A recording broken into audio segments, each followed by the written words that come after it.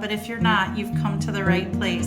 Today in Herbal Healings, we're going to talk about building the apothecary cabinet, or building your apothecary cabinet for that matter. Before we start that though, I went on a little journey through my town to show you some places where I foraged items for the cabinet. This time of the year is the best time of the year to forage for flowers and for mushrooms and for leaves. Everything is in abundance and it's a good time to fill up your cabinet. Come winter time, the cabinet's gonna get empty because you're gonna use up all your stock from before. Now we just moved to this location, so we don't have anything fully growing yet to where we can pick our own stuff. So we're going out and picking things in the wild, which is always a fun journey. So you'll see we stopped on sides of roads, we went to a cute little farm, and we went to a friend's house somewhere else in town so that we could get some flowers and so forth from their property. So come along for the journey, stick around for learning how to use the items, and then look at how the apothecary turned out. This is our beautiful backyard. It's overgrown, really full right now, and hard to walk through. We didn't get to forage much in the backyard, but I wanted to give you a perspective of where we live.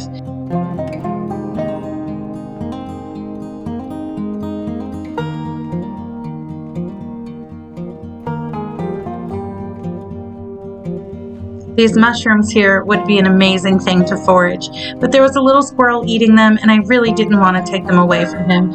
Also, you have to be really careful about what mushrooms you forage for. Some can be poisonous to humans, so just make sure you look through a guidebook before you take them. Logs like this are rich with mushrooms.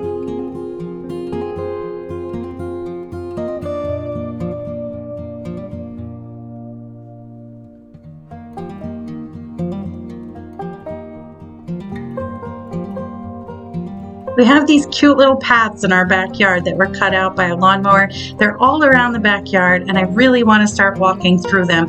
I just need to be sure that we're not going to be eaten up by ticks or mosquitoes, and the grass just needs to be cut a little bit more because I'm sure that there's snakes out there. We've heard some grunting from a couple animals, maybe boars. There are some bear in the area, so we're just trying to be super safe and precautious. Here we are driving, just a quick view. Look at the beautiful abandoned farmland all around. I was so excited to find sunflowers at the little farm. They were $1 a piece. I could not resist. They were so beautiful. Later on in the video, when I show you how to preserve the petals and the stems and the leaves, it's really important for us to talk about the health benefits of sunflowers. They are amazing. There's so many ways to use a sunflower to help you heal and feel better. The farm was so cute. We got some honey, some little pies, some fudge. It was delightful. This is probably one of my most favorite spots near where I live. Right off the highway are fields of wildflowers. Now in the state that I live in, they do wildflower planting patches, I guess to beautify the state. It definitely works. These are so beautiful. Now, I don't think everybody should go out there and pick the wildflowers. I just took a few for the purpose of showing you how to preserve them. I felt a little bad. You can see in the video I was feeling a little bad about it, but I just took about 4 flowers just so you could understand that they're out there and what benefits they have.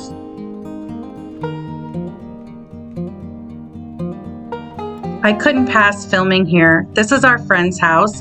They have an abundance of growth and vegetables and flowers and you name it. Here they have their pond set up with koi fish. It was just amazing. When we got back home from foraging, I made this cute little video I just thought everybody would like to see. This is Owen, our red-footed tortoise, and our kitty Luna. We have so many animals in this house. I am an animal person, and I do believe in familiars. I have a black cat named Milo, who you will see in many videos. I also have 2 dogs, an abundance of cats, a turtle, a fish, and we just love animals here. So it's likely you'll see them in our videos to come. So here's the cleaned and empty apothecary cabinet. I cleaned it with pine sol and then used white sage to spiritually cleanse it and make sure my intentions were put forth. As you can see, I have so many things to go in there. I had so many herbs and flowers ready and packed up in their jars, ready to go in. I ended up with extra jars, which is amazing, so I was able to store those. here's the final result. It's so beautiful. Everything is alphabetized so it's easy to find. Everything is labeled so it's easy to find. I was so excited. So now that we've foraged and we've gotten a bunch of flowers, I'm going to show you how to preserve these or dry these so that we can use them in our apothecary cabinet. So one thing that's important to know is if you're going to save it like a bundle of flowers, then you should wind it with some twine, something like this, very thin twine. Wind it with twine around the bottom of it and then hang them to dry, generally in a cool place where they won't be bothered by anything. You can hang them like in a bedroom, in the kitchen even, and just let them dry out. It'll take a couple days. If they're in a moist area, it's going to cause potential molding, so make sure you keep them in a dry place. The same thing is true with the flowers that we're about to use or dry out. So I'm going to highlight just a few. I don't know exactly what all of them are, and ours have sat out for just a few days. We probably should have harvested them right after plucking them, but life gets us busy, right? So these three are all daisies. Daisies are amazing. So we're going to use both the leaves and the petals for the daisies, and we'll be able to save them to use them for all sorts of remedies. So daisies themselves help with cold and respiratory issues and bronchitis. Now, almost all these flowers are used in things like teas, oils, or pastes or ointments maybe. Definitely you can eat most of these in a baking sort of realm. You could put them in a cake, things like that, but make sure that you look them up really well before you add them to any of your food. They can be used in teas once they're dry. You generally grind them up into like a powdery or a little bit chunkier than powder, put them in a tea bag, and you can use them for that. So in order to preserve the daisies, what we need to do is remove each of the petals, and we're going to just put them down. This here, what I'm putting them on, is a drying mat. I used to use this in my art room classroom in a different life. The kids would do their paintings and then set them all on the drying mat so that they could dry and take them home the next day. So if you see things like this is paint from the kids before. It doesn't really get on the flowers, so it's not a big deal. But this is actually a drying mat made to dry flowers and herbs. So essentially what you can see here is I'm going to just remove all the petals. I'm going to lay them out, try to give them their own little space in order to make sure that they have plenty of space to dry out on their own. This will take a couple days to dry out. Sometimes it takes longer than that. There's no rushing nature, right? So we just need to lay them all out, dry them out. Now what I'm going to do, some of the leaves have gotten some black spots, as you can see from sitting around. I'm probably not going to save those ones. Those ones are starting to have some problems, so I'm going to pull as much of the leaf off as I can. I'm going to put those on the second layer. Put petals on one layer, leaves on another layer. And really there are other ways that you can process and dry plants. This is the easiest way. I know when you buy plants and herbs online or through wholesalers, oftentimes they've used dehydrators, but that can be a timely process, and you have to buy the dehydrator, of course. So not exactly my favorite way of doing it. I don't have a dehydrator, so I just go ahead and use nature. So this plant here we have is hibiscus. Hibiscus is lovely. My turtle adores hibiscus and will eat it anytime it is given to him. I did not give him any today because we only had two, and my hibiscus stock in the apothecary cabinet is low. So I'm going to go ahead and separate this out. Let me tell you, hibiscus is great for relieving high blood pressure. Hibiscus is also amazing for cholesterol reduction and for digestion and immune systems. And also it's an anti-inflammatory, so you could make that into a paste and turn it into a kind of an ointment to rub on your skin for anti-inflammatory. Now listen, a lot of these flowers do some of the same stuff, and that's because flowers are flowers, right? And they have some of the same properties. So if you hear me repeating things, it's normal. You can mix these things together. So if there's an anti-inflammatory such as hibiscus and sunflower, you can mix that together in one oil or ointment in order to help with your skin.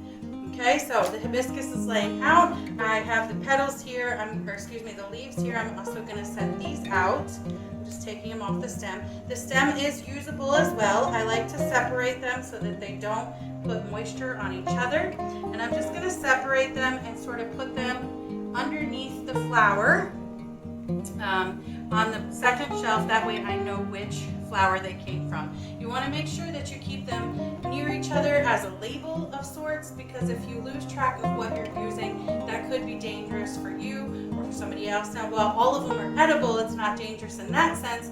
However, if you're telling somebody, oh yes, I made you an anti-inflammatory with hibiscus, and it turns out that it was daisies and it's not an anti-inflammatory, it's not going to work. And then people might lose faith in your ability, or you might find you're frustrated because you've used the wrong thing and you don't know exactly what it should be doing. Okay, so moving on, we have canna lilies. I have 2 of these. These came from my friend.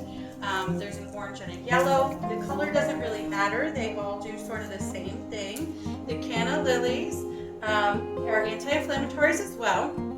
They also are antibacterial, which is really cool because you could make a spray for your countertops with these canna lilies. And they have a kind of extra pieces to them. This canna lily, I was going to show you the orange one, has some little like pods on them that are really cute.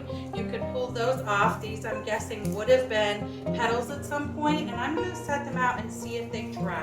I'm not sure if they will, but we're going to see if they might dry, and then we could crush them up and use them. Now, the canna lily has all kinds of buds that didn't come to fruition, but you can set them in your drying stack, and buds are great to add to your bath, to make your cleansing bath like we did last week, and they can be used just for decoration or smell. Once they dry, it still will give off the smell. So I'm setting those out along with the petals to dry out. I just like to sort of break them apart, give them their own space, make sure that they can have plenty of room to dry out. So with this one, the leaves kind of faded off very quickly, so I'm not going to save the leaves on this one. You could save the stalk, potentially boil it, use it for the antibacterial, sorry, my words failed me. You could do sort of like a broth and see if it comes to. Also, I just noticed these. They're little furry pods on them. So you could also save those out and let those dry and use those too when you're grounding up your petals. So I'm going to save this over to the side, and maybe I can do an infusion with it. An infusion is water, basically mixing stuff with water in order to make, like the milk bath from last week is an infusion. It's also, teas are also infusions.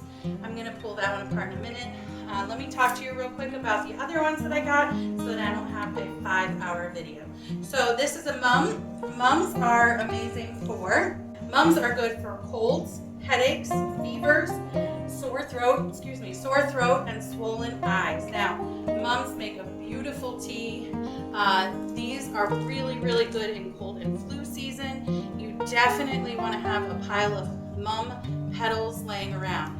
I don't have any currently in my stock in the apothecary cabinet, and so this I'm really excited to see, and I'm really excited to be able to dry out the petals for a potential cold remedy. Obviously, colds, you can't really get rid of them, you have to just kind of live through them, but at least with this you can soothe your throat, you can soothe the cough, you can make headaches be more manageable.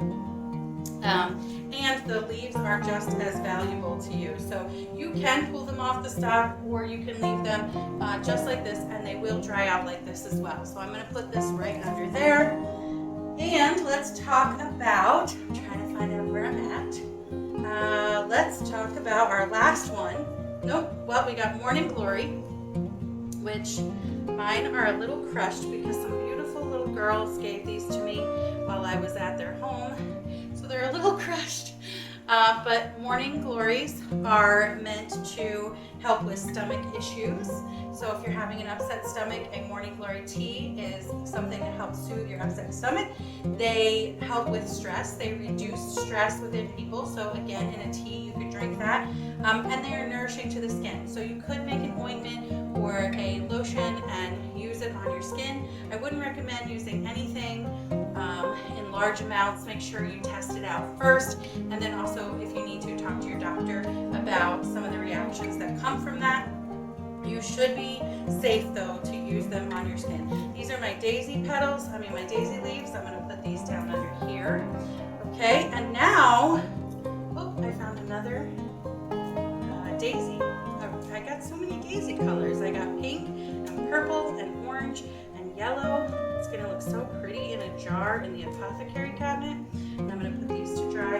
And now our last one, which is the one that I am most excited about, is the sunflower. So the sunflower, I was really excited to get and have for the video. I thought maybe I wouldn't get a chance to get it because they do have a patch on the side of the road, but it didn't feel right to take it. The stalks were too big to take it as well. So what I did was went to the farm, as you saw in the video, and I got to buy 3 sunflower. I took one to my friend. She had been growing them and it did not quite make it, so I took one to her. And then I clipped 2. I clipped this one, and obviously you can see it's starting to fade out, but this one was a small orange one. So beautiful. Sunflowers have just the most amazing qualities as far as healing. So let me tell you about sunflowers. Sunflowers are anti-inflammatories. They reduce pain. They have healthy fats when eaten. You can use it in an oil, which they make sunflower oil, and it's supposed to be really good for you. It encourages heart health, and it lowers blood pressure. So if you're struggling with blood pressure and you're not to the point where you have to be medicated, which some of us are, then you can talk to your doctor about using sunflowers as a treatment for that. You can make sunflower tea, and you can also infuse sunflower into breads and desserts even, all kinds of things. All parts of the sunflower are edible. I recently saw a video of a gentleman grilling the pad of a sunflower, the giant pad. He took the seeds out and grilled the pad, and what ended up happening was he had a delicious meal, kind of like a vegetarian burger. So all parts of the sunflower are edible, and it does some other things. It reduces fever, it helps with digestion, and it also helps with depression. So if you're struggling with depression, you can use sunflower in your tea to help reduce depression. Now listen, all of this stuff takes intention behind it. You need to put in your positivity to make sure that you're really getting the full benefit of the flowers, but it also is something that you have to put your faith into. I'm not saying that it's one of those whimsical things that you need to believe in, but what I'm saying is that the more you put into it, the more you're going to get out of it. These flowers and plants are natural remedies. They've been used through the centuries, been used by all sorts of people. The sunflower was very high medicinal purposes for the Native Americans. So please make sure that you use them safely, but remember that they are here to help, but you have to do it in the right way. So before I go, I just wanted to show you my last one. I did get a big sunflower. I was so excited to get this. You guys saw me cut it in the video. I'm going to dry the leaves just like this. They seem to be drying very well like that. I'm going to take the petals off. They're already dry, a whole bunch of them, which is interesting because nothing else was dry, but this one is already dry, and I'm going to save the pad and potentially cut the pad up for an ointment. My mother-in-law is looking for something to reduce pain and inflammation, and I'm looking to make her an ointment out of this sunflower pad. So thank you so much for joining me today. As always, I'm so happy to see you here. Please remember that you are worthy and loved and valued every day, especially by me, and I'll see you next time.